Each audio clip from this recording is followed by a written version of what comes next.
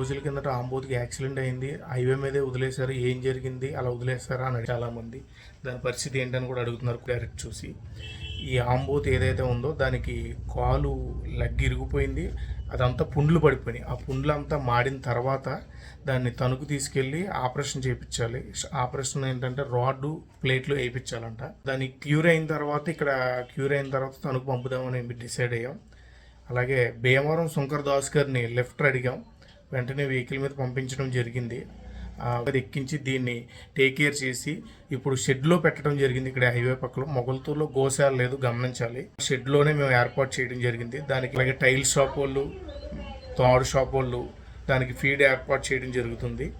వాళ్ళకి శంకర్ దాసు గారికి, అలాగే క్రిస్టి డాక్టర్ గారికి, అసిస్టెంట్కి, ప్రతి ఒక్కరికి హృదయపూర్వక ధన్యవాదాలు. మేము ఉన్నా లేకపోయినా మధ్యలో 2 days వాళ్ళే స్వయంగా ట్రీట్మెంట్ అందించడం జరిగింది వాటికి.